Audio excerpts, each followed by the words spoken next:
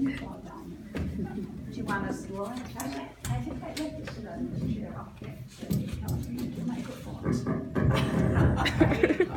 Yeah, well, I'm sorry. It goes with the territory. Well, I'm going to tell you, if I can clear my throat, the story about the milk route that I was born into. On the 11th of May, 1928, and I was not born in 1928 either. That was before me. And that Door County Advocate had this announcement. There was a new enterprise started on May 1st, which would put the island on the map as being up to date. Charles O. and Harry Hansen started a real milk route to furnish anyone on the island with milk and cream who are in need of such service. This is a long felt need, and we sometimes wonder why someone has not tried it before. The two men are brothers, and their farms join each other. They each have good herds of cows and the facilities for doing the work. They are men of integrity and will treat their patrons right, so that we see no reason why success does not lie in their path. Well, the two men of integrity were my dad and his brother Harry. And in 1915, my dad had bought his dad's farm from him. And then again, in 1916, Grandpa helped Uncle Harry buy the farm that was right across the road from us. So they farmed until 1928. I don't know why they decided to start a milk route. Maybe it was the times, and maybe they wanted more work, I don't know. Or maybe they thought they were gonna make a lot of money in it. So anyway, they started the milk route. And they really kept it separate. The first thing they decided when they did it was that they had to decide where they were gonna deliver. So they split the island in half. They went the north half, meaning Jackson Harbor part and that, and the south half. My dad got the south half for some reason, I don't know why, which I think is a better deal, but anyway. I would love it. Yeah. Is it? Okay, thank you.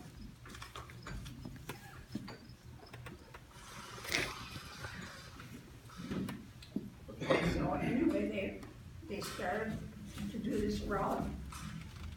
When they say they had the right facilities, I couldn't think of the only facilities they had that were, but the cows, the barn, and the hard work ethic, because I don't know what else they had.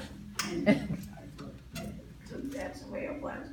So they split the island in half, and then they did it, but separately, but they each had their own route. So about 1936 or 7, I think Uncle Harry decided he was moving to Kenosha. I guess he had enough of the milk route. And so he moved to Kenosha and raised his family down there.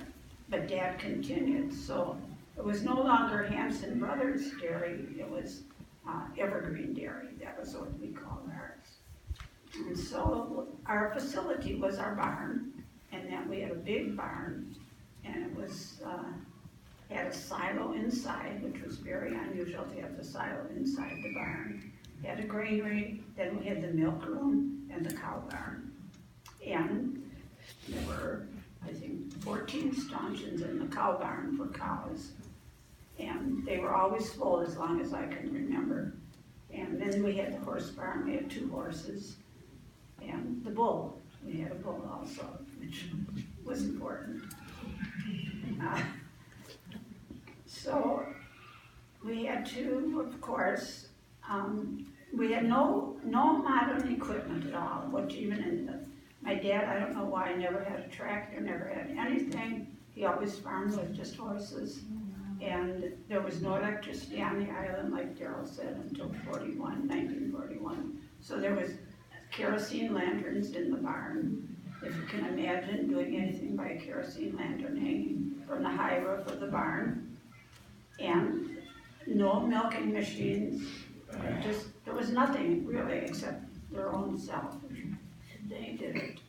So anyway, we had to milk the cows without milking machines. And my mother and dad and my 2 sisters, older sisters, did the milking every night. And we had a, Mary Lou and I were little, and we would go out to the barn with them because we were too little to stay in the house by ourselves, I guess. And we loved to go in the barn. They were happy. They would, Lou knew a lot of songs, and she was always singing. They would sing and just have a good time. And the cats were always sitting around there in case somebody would squirt them a little extra milk when they were milking. And the dog was there and that. So that was a happy time. And then after they got done milking, they would have to bottle the milk. And there was a little room in the barn called the milk room, which I guess a lot of barns have. And that was where we would separate the milk. They had a separator that had to be turned by hand. And that would provide the cream for the customers that they had the next day. And they would bottle the milk and cap the milk. And when we got old enough, when I was old enough, I could turn the separator and I could cap the bottles. Big important job, don't they? So after they got the milk all bottled and everything cleaned up, then Dad would take the crates of the bottled milk over to the pump house. And we had a long tank on the back of the pump house. And he would start up the gas engine and pump water in that tank, so it was overflowing, so it was really cold. And we put the crates of milk in there and keep them cold until the next morning. And then the next morning, he'd get up at 5 o'clock, and I could always hear him calling from the back door. Come on, come on, come on, and he'd call the cows. Lo and behold, the cows would start coming home, and by the time he got dressed and got ready, they were ready to go in the barn, out by the barn by themselves. So then milking went on in the morning just like it did at night, except it wasn't, Mom didn't go out, and neither did Mary and I. So they did the bottling, they did the milking, cleaning up, and then we'd come in and have breakfast, or they'd come in and have breakfast, and then we'd have to get ready to go on the milk route. So we always had a car. Dad always used a car for some reason. I don't remember him using a truck hardly at all. But he had a two-door car. We'd have a two-door car, and he took the back seat out of the car, and then they could load the crates in there pretty easily. He said, well, it sounds terrible to me. I would think there would be two doors, but that was what he had. And we always had a kind of a new car, a nice car, because he had to have a dependable car to do the route on. He couldn't, he had to be able to get the car started and do the route. So we had a nice car. So he'd get in the car. Either he or my sisters would drive the car or would do the route. It depended on who was there, but Lou primarily did the route. So they would get in the car, or they'd get in the car, down the lane they'd go, and they'd turn south, and up to Ray Krause's. That was the first guy that we delivered to. Then up to Harry Hansen's, or Harry's Tavern, and down to Wally Jurgensen's, out to the point, with lots of stops along the way. It was a big job to deliver the milk. Then out to Detroit, down to Detroit Harbor, out to Jensenville, and then over to the Washington Hotel, which was a favorite stop because Ben Johnson owned the Washington Hotel at that time. And he was a good cook. And when he made pancakes for his guests, he always invited us in for pancakes and maple syrup. And he made very good pancakes. So then we'd go, and then the Lutheran Parsonage was our last stop. So when I was about 10, I would go along and I would run all the stops for Dad. By that time, he was driving the route because I think Lou and Punk were already doing their own lives by that time. So I would run all the stops, and my reward was that I could drive home from the Lutheran church. So I learned how to drive when I was 10 years old. Church to my house. So then when they got home, of course there was all the bottles that they collected from delivering the milk. And Mom was waiting there to wash the bottles.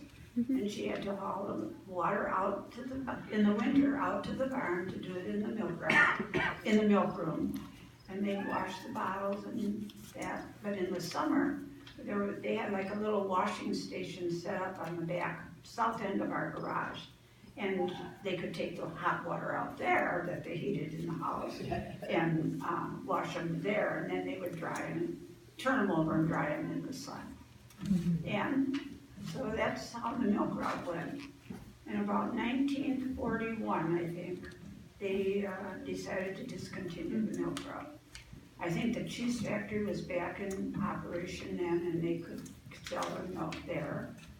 And their helpers were leaving them, like my older sisters, and they just decided, my dad had some health problems too.